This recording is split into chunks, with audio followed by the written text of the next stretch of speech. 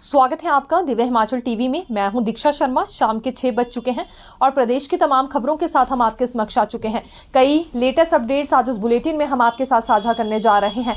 देखिए, बड़ी बात सीपीएस मामले को लेकर करेंगे, क्योंकि लड़ाई अब सीपीएस की नियुक्ति को लेकर या पद से हटाए जाने तक नहीं रह गई है, बल्कि यहाँ विपक्ष की ओर से कुछ और ही चेतावनी दी गई है। अन्य विधायकों को भी निशाने पर यहाँ विपक्ष की ओर से दिया गया है। क्या कुछ विपक्षी दल की ओर से कहा गया है और जो भाजपा सांसद हर्ष महाजन की ओर से चेतावनी दी गई है, उस बारे में भी आपको जानकारी देंगे। पूरी विधानसभा को ही भंग कर देंगे, इन शब्दों का इस्तेमाल आज हर्ष महाजन की ओर से किया गया है। आखिरकार किस आधार पर, क्या दावा इनकी ओर से किया जा रहा है, ये जानकारी हम आप तक पहुंचाने वाले हैं। दूसरी ओर कांग्रेस सरकार सुप्रीम कोर्ट पहुंच गई है। सीपीएस मामले पर ही 19 प्रतिवादी इनकी ओर से बनाए गए हैं। कौन कौन, ये भी अपडेट आपके लिए लेकर आए हैं। आज मुख्यमंत्री सुखविंदर सिंह सुक्खू की अध्यक्षता में कैबिनेट बैठक हुई है। क्या कुछ बड़े निर्णय लिए गए हैं, किन वर्गों के लिए राहत भरी खबर निकलकर सामने आई है, ये भी जानकारी देंगे। खासतौर पर मल्टीटास्क वर्कर्स को लेकर जो डिसीजन लिया गया है और इसके अलावा किस विभाग में कितनी भर्तियां होने जा रही है, ये भी जानकारी देंगे। 3 नए नगर निगम बनाए गए हैं, 2 नगर परिषद भी बनाए गए हैं और 5 यहाँ नगर पंचायतें भी एक तरह से बनाने का फैसला सरकार की ओर से लिया गया है। तो ये किस किस एरिया को बड़ी सौगात दी गई है, यानी कि किन लोगों को इसका सबसे बड़ा फायदा मिलने जा रहा है, किस इलाके के लोग हैं, ये जानकारी हम आप तक पहुंचाएंगे। शुरुआत मौसम से करना चाहेंगे, क्योंकि आज लाहौल स्पीति, चंबा, कांगड़ा और कुल्लू में मौसम खराब रहने की संभावना जताई गई थी, लेकिन वही बात हुई है, ना बारिश ना बर्फबारी, केवल इंतजार ही बना हुआ है और अभी अगले 4 दिन फिर मौसम साफ बना रहेगा। ऐसे पहली मर्तबा हालात देखने में आए हैं कि नवंबर का माह भी आधा बीत गया हो और तब भी बारिश बर्फबारी का कोई नामो निशान ना हो। कम से कम ऊंची चोटियों पर बर्फबारी इस दौरान हो जाया करती थी, जिस वजह से सर्दी का एहसास जरूर बाकी इलाकों में भी होता था, लेकिन 98% से भी कम सामान्य बारिश अभी तक दर्ज की गई है अक्टूबर में भी और नवंबर माह में भी। हालात बहुत खराब हैं, सूखा पड़ने के भयंकर आसार इसके बाद जताए जा रहे हैं। देखिए, हिमाचल प्रदेश राज्य चयन आयोग में एक और शपथ आज दिलाई गई है। ये कुछ रोज पहले हमने आपको जानकारी दी थी, अध्यक्ष की ओर से शपथ ले ली गई थी और ये सीएस कमेटी रूम में ही इनकी शपथ दिलाई गई थी सचिवालय में। लेकिन ठीक इसके बाद जो आयोग के नए सदस्य हैं सुखदेव सिंह, इनकी शपथ भी आज अध्यक्ष की ओर से दिला दी गई है। अब उम्मीद हम जता सकते हैं कि जल्दी ही राज्य चयन आयोग फंक्शनल होगा, यानी कि नई भर्तियों की शुरुआत इसमें होगी। हालांकि सवाल अभी भी वही है कि भर्ती एजेंसी हायर नहीं की गई है, न जाने इसमें कितना समय लगेगा। लेकिन जहां अध्यक्ष और सदस्य अब आयोग में बैठना शुरू हो जाएंगे, उसके बाद अब ये प्रक्रिया तेज हो सकती है, हलचल बढ़ सकती है, इस तरह की संभावना जताई जा रही है। मुख्यमंत्री सुखविंदर सिंह सुक्खू से आज बद्दी के नए एसपी मिले हैं विनोद धीमान। इन्होंने शिष्टाचार भेंट मुख्यमंत्री सुक्खू से की है और साथ ही साथ मुख्यमंत्री का आभार व्यक्त किया है उन्हें ये नई जिम्मेदारी देने के लिए। देखिए, संजौली मस्जिद मामले पर एक और नई अपडेट निकलकर सामने आई है। दरअसल पूरे मामले में नगर निगम आयुक्त कोर्ट की ओर से ये जवाब मांगा गया है वक्फ बोर्ड से। वक्फ बोर्ड को जवाब देना होगा और साथ ही साथ संजौली मस्जिद कमेटी को भी ये जवाब देना होगा कि बाकी की 2 मंजिलें कब तक बनी थी, यानी कि कब उनका निर्माण किया गया था। अभी देखिए, 3 फ्लोर्स को हटाने की यहाँ आदेश जारी किए गए हैं, जिसमें एक एटिक है और बाकी की 2 मंजिलें हैं। लेकिन जो काफ़ी समय पहले 2 मंजिलें तैयार कर दी गई थी, जिसमें एक फर्स्ट फ्लोर है और दूसरा ग्राउंड फ्लोर है, इस पर भी जवाब देने के लिए वक्फ बोर्ड को कहा गया है और इसी बात पर जवाब संजौली कमेटी को भी देना होगा। जैसे ही ये जवाब दायर किया जाता है वक्फ बोर्ड और संजौली कमेटी की ओर से, उसके बाद अगली सुनवाई की तारीख भी इसमें निर्धारित कर दी जाएगी। ये दूसरा मामला है, क्योंकि अभी एक रोज पहले जो हमने आपको जानकारी दी थी वो उस याचिका पर सुनवाई हुई थी जो ऑल हिमाचल मुस्लिम ऑर्गेनाइजेशन की ओर से दायर की गई है। उन्होंने आयुक्त कोर्ट के फैसले को चुनौती दी है। उस डिसीजन पर दरअसल ये चुनौती दी गई है जिसमें ये कहा गया है कि जो एक एटिक और बाकी के 2 फ्लोर्स हैं उन्हें हटा दिया जाए, यानी कि जिसका निर्माण अभी कुछ समय पहले ही हुआ है। लेकिन एक और विवाद खड़ा हो गया है अब यहाँ ग्राउंड फ्लोर को लेकर और पहली मंजिल को लेकर भी जानकारी मांग ली गई है और जैसे ही ये जवाब सामने आएगा उसके बाद सुनवाई होगी। क्या कुछ अब पूरी मस्जिद का होता है, ये एक बड़ा सवाल बनकर रह गया है। पहले सिर्फ नए निर्माण को लेकर सवाल उठाए जा रहे थे, जिसमें एक एटिक और सबसे ऊपर का फ्लोर था और सेकंड लास्ट फ्लोर था। हालांकि इन्हें हटाने के भी निर्देश जारी हो गए थे। फिर इस पर चुनौती दी गई ऑल हिमाचल मुस्लिम ऑर्गेनाइजेशन की ओर से और इस पूरे मामले में 18 नवंबर को अभी सुनवाई भी होनी है। लेकिन देखिए इसी बीच एक और मामला ये भी है कि अब पुराने फ्लोर्स को लेकर भी यहाँ सवाल कर लिया गया है और जवाब देने के लिए वक्फ बोर्ड को कहा गया है। ये आयुक्त कोर्ट के फैसला हम आपको बता रहे हैं जो कि आज यहाँ पर आदेश एक तरह से जारी हुए हैं। आउटसोर्स कर्मचारी को हार्ट अटैक आया है। ये जोगिंद्रनगर आईटीआई में मामला सामने आया। आईटीआई इंस्ट्रक्टर को ही यहाँ हार्ट अटैक आ गया। ये क्लास को पढ़ा रहे थे, उसी बीच हार्ट अटैक आया और ये नीचे गिर पड़े। आईटीआई स्टाफ ने इन्हें अस्पताल तक पहुंचाया, लेकिन तब तक ये अपने प्राण त्याग चुके थे। आउटसोर्स आधार पर अपनी सेवाएं देखिए दे रहे थे और प्रिंसिपल की ओर से यही पुष्टि की गई है कि हार्ट अटैक आने से ही इनकी मौत हुई है।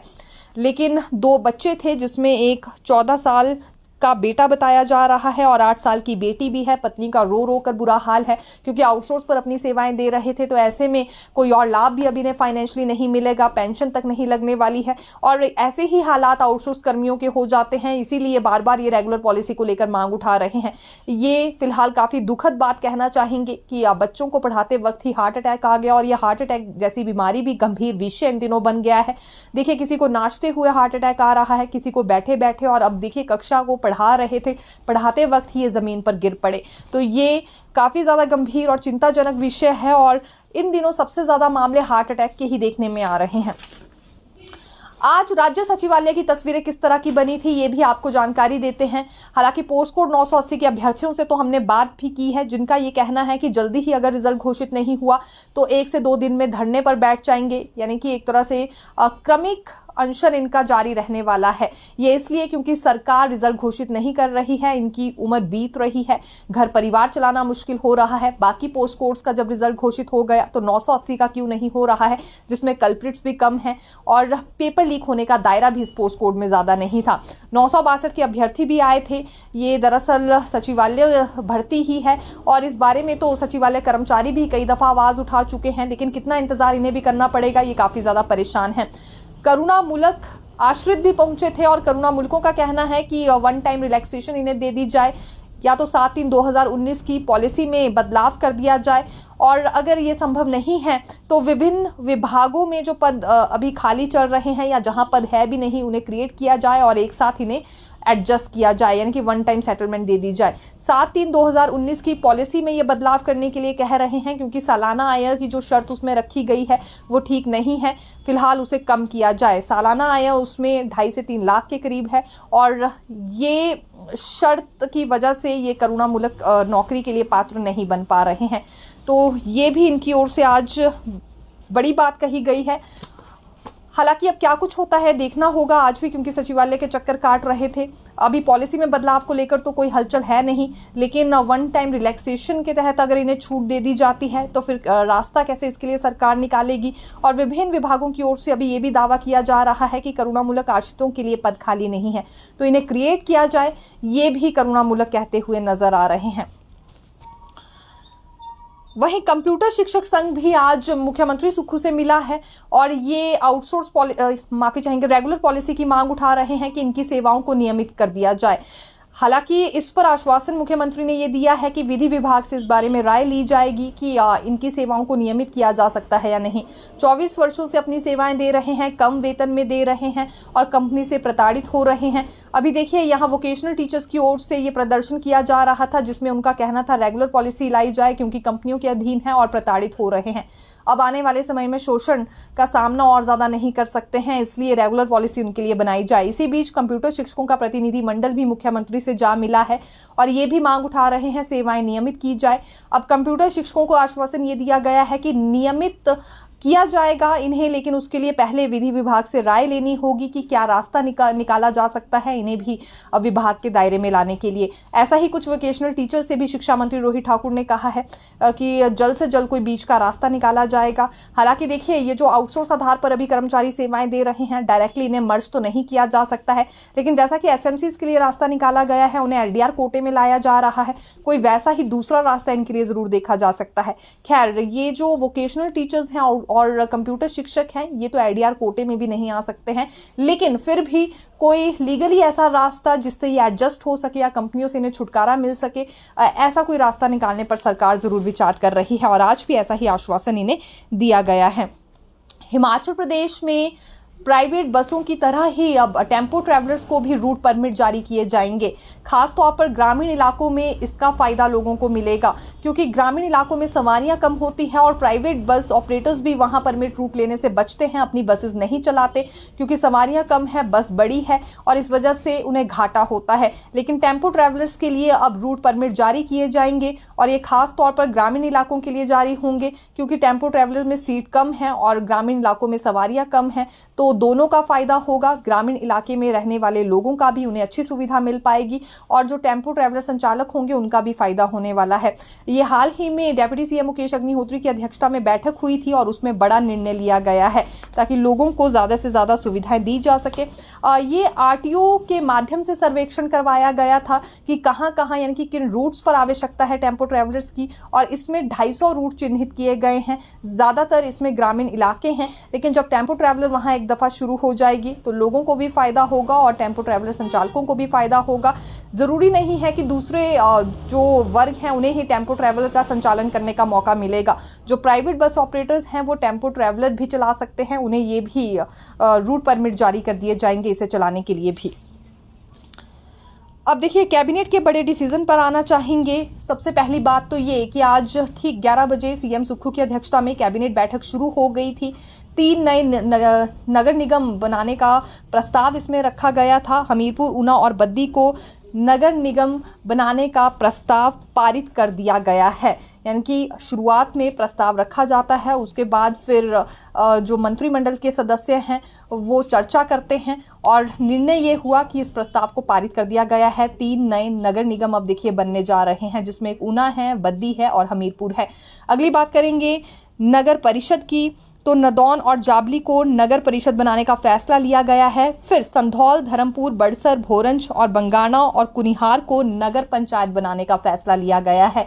ये 3 सबसे बड़े निर्णय आज की कैबिनेट बैठक के कहना चाहेंगे। इससे आम लोगों को भी, इन इलाकों से संबंधित आम लोगों को बड़ी राहत मिलने जा रही है और लंबे अरसे से इन इलाकों को नगर पंचायत, नगर परिषद या नगर निगम में तब्दील करने की बात हो रही थी।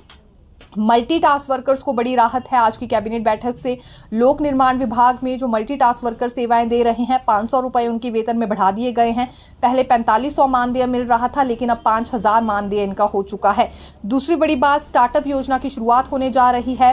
तकरीबन 50,000 किराए के साथ विभागों के साथ अब ई टैक्सीज को अटैच किया जाएगा। ये बेरोजगार युवाओं के लिए योजना लाई गई है, वो ई टैक्सी चला सकते हैं, हालांकि चलानी खुद ही होगी, लेकिन 50,000 फीस इसके लिए तय सरकार की ओर से की गई है, विभागों के साथ अटैच किया जाएगा। इतना अर्न कर सकते हैं ये, और इसमें 50% सब्सिडी सरकार की ओर से दी जाएगी, 40% लोन दिलाया जाएगा बैंक से और 10% राशि यहाँ खुद टैक्सी मालिक को अदा करनी होगी। ये कुछ इस तरह से मापदंड तय किए गए हैं। बुजुर्गों को स्वास्थ्य बीमा कवर दिया जा रहा है 5 लाख का। ये हिमकेयर से हटाकर आयुष्मान योजना के तहत इन्हें लाया जा रहा है। भारत आयुष्मान योजना के तहत लाया जा रहा है। केंद्र सरकार की योजना है। 70 वर्ष से अधिक जिन भी बुजुर्गों की उम्र है वो हिमकेयर योजना के पात्र नहीं रहेंगे, बल्कि सीधे तौर पर इन्हें आयुष्मान भारत योजना के तहत लाया जाएगा और 5 लाख का बीमा कवर दिया जा रहा है। इसके अतिरिक्त जो भी विधवा, एकल नारी हैं या इसके अलावा सताई हुई नारियां जो अभी अपने ससुराल पक्ष के साथ नहीं रहती हैं, उनके बच्चों को पढ़ाने के लिए और एक स्टैंड उनका बच्चा ले सके, तो 27 वर्ष की उम्र तक सरकार की ओर से ही आर्थिक रूप से मदद की जाएगी ऐसी महिलाओं की, और इन्हें मकान बनाने के लिए 3 लाख रुपए राशि भी सरकार की ओर से दी जाएगी। बड़े पैमाने पर भर्ती होने जा रही है विभिन्न विभागों में, ये भी आपको बता देते हैं। हमीरपुर मेडिकल कॉलेज के लिए 30 पद सीनियर रेजिडेंट डॉक्टर्स के सृजित किए गए हैं और इसके अलावा 326 पद और स्वीकृत किए गए हैं। स्वास्थ्य क्षेत्र में ही विभिन्न विभागों में विभिन्न श्रेणियों के 28 पद स्वीकृत किए गए हैं, जिसमें कि आबकारी एवं कराधान विभाग में 25 सहायक आबकारी एवं कराधान अधिकारी के सृजित कर भरने की मंजूरी दी गई है। 10 पद राज्य चयन आयोग के लिए भी मंजूर किए गए हैं। मंत्री विक्रमादित्य सिंह व जगत सिंह नेगी ने मंत्रिमंडल के फैसलों की ये पूरी आज जानकारी दी है। 6 पद देहरा मेडिकल कॉलेज के लिए भी स्वीकृत किए गए हैं। गुम्मा में स्वास्थ्य केंद्र के लिए 4 पद सृजित किए गए हैं और इन्हें भरने की मंजूरी भी दे दी गई है। हरोली के लिए निजी नर्सिंग कॉलेज में जीएनएम के पद 40 से बढ़ाकर अब 60 कर दिए गए हैं। ये कुछ बड़े डिसीजन जो कि भर्तियों से संबंधित आज लिए गए हैं, उस बारे में हमने आपको जानकारी दी। देखिए, अब इस बीच सवाल ये था कि शीतकालीन सत्र कब होगा, तो इस पर बागवानी मंत्री जगत सिंह नेगी ने जवाब दिया कि अभी विधानसभा अध्यक्ष Kuldeep Singh Pathania out of station गए हुए हैं, जैसे ही वापस लौटते हैं तो उनके साथ मीटिंग की जाएगी और ये सेशन का शेड्यूल भी तय कर लिया जाएगा। शीतकालीन सत्र से हालांकि अभी ही काफ़ी लोगों को उम्मीद है, काफ़ी वर्ग उम्मीद लगाए बैठे हैं कि जिनका मानसून सत्र में कुछ नहीं हुआ, शीतकालीन सत्र में ज़रूर उनके लिए कोई ना कोई बड़े निर्णय ले लिए जाएंगे। अब देखिए, लास्ट में सवाल हमने सीपीएस मामले पर किया था राजस्व मंत्री जगत सिंह नेगी से, और उनका ये कहना था कि सीपीएस मामले पर वो अब सुप्रीम कोर्ट का दरवाज़ा खटखटाने वाले हैं। यानी कि राज्य सरकार की ओर से सुप्रीम कोर्ट में याचिका दायर कर दी गई है। इसमें दो बिलों को, दो कानूनों को डिफेंड किया जाएगा, जिसमें एक 2006 का एक्ट है जिसे रद्द कर दिया गया है अभी हाई कोर्ट की ओर से, और दूसरा 1971 की धारा 3D है।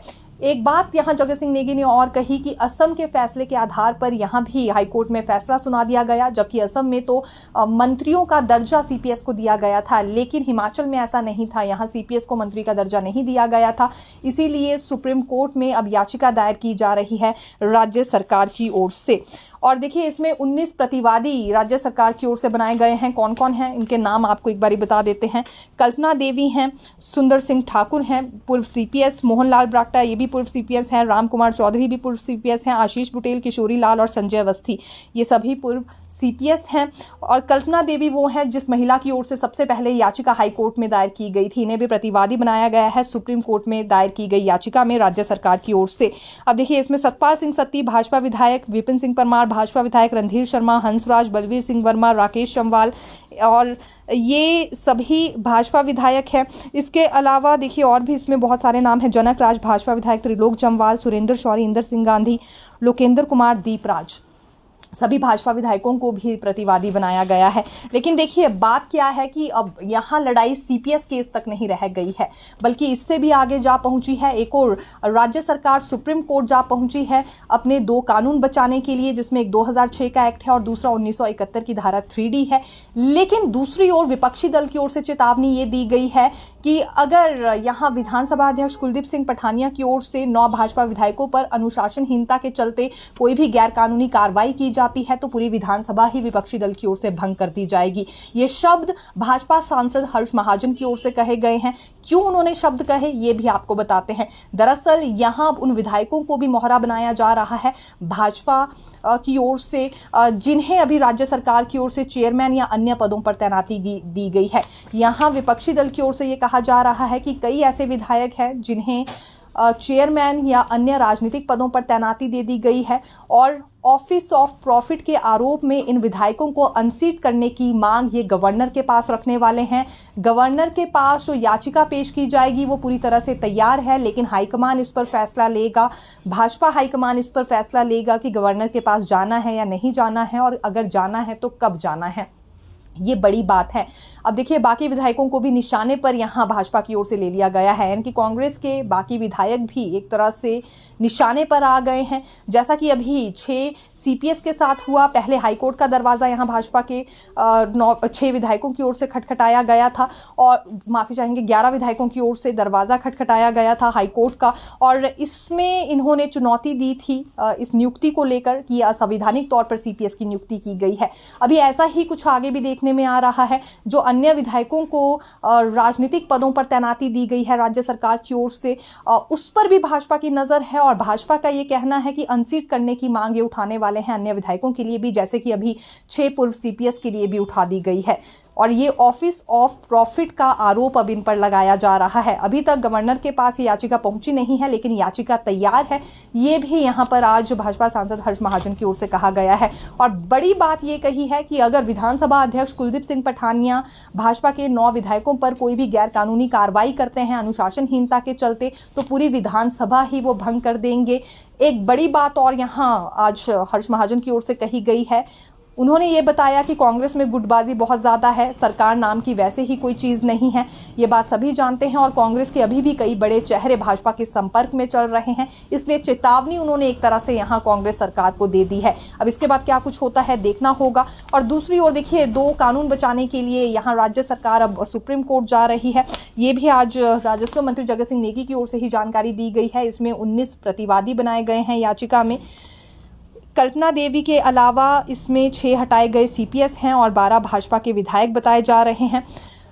सीपीएस नियुक्ति के 2006 के कानून और ऑफिस ऑफ प्रॉफिट से इन्हें बाहर रखने के 1971 के कानून की धारा 3D को सुप्रीम कोर्ट में डिफेंड करेगी राज्य सरकार। राज्य सरकार की ओर से दायर याचिका में सुगंध आनंद एडवोकेट ऑन रिकॉर्ड है। सोमवार को इस पूरे मामले में सुनवाई हो सकती है, लेकिन उससे पहले ही भाजपा की ओर से कैविएट फाइल दायर कर दी गई है। ये जो कैविएट फाइल दायर की जाती है, इसका मतलब ये होता है कि जब भी सुनवाई शुरू होगी तो भाजपा पक्ष को ही पहले सुना जाएगा, इसीलिए कैविएट पहले फाइल कर दी जाती है। जिस पक्ष की ओर से कैविएट फाइल कर दी गई है, यानी कि उस पक्ष को पहले सुना जाए, ये इसका एक तरह से मतलब रहता है। तो यहाँ मामला और ज़्यादा पेचीदा हो गया है। लड़ाई सिर्फ सीपीएस नियुक्ति को लेकर थी, लेकिन अब सीपीएस नियुक्ति को लेकर ये लड़ाई नहीं रही है, बल्कि आगे काफ़ी ज़्यादा पहुंच गई है। अन्य विधायकों पर बात आ गई है जिन्हें चेयरमैन बनाया गया है या अन्य पदों से नवाजा गया है। तो आखिरकार अब कैसे कांग्रेस सरकार बचती है या क्या रास्ता निकालती है, ये देखना काफ़ी ज़्यादा रोचक रहने वाला है। और वन मित्र भर्ती से जुड़ी एक छोटी सी अपडेट देना चाहेंगे। डॉक्यूमेंट वेरिफिकेशन इनकी चल रही थी, इसका भी फाइनल रिजल्ट घोषित कर दिया गया है। एसडीएम्स ने अपने स्तर पर ये रिजल्ट घोषित किया है। इससे पहले ग्राउंड टेस्ट का रिजल्ट घोषित हो गया था, लेकिन बीच में मामला इंटरव्यू के चलते कोर्ट में फंस गया था। अब इसमें 10 मार्क्स का इंटरव्यू नहीं होना था, डॉक्यूमेंट वेरिफिकेशन ही की जानी थी, और ये भी अब यहाँ रिजल्ट एसडीएम्स की ओर से घोषित कर दिया गया है। कुछ एसडीएम्स ने अपने स्तर पर रिजल्ट घोषित कर दिया है, तो कुछ का अभी करना बाकी है। फिर मिलेंगे नई खबर के साथ। देखते रहिए दिव्य हिमाचल टीवी। धन्यवाद।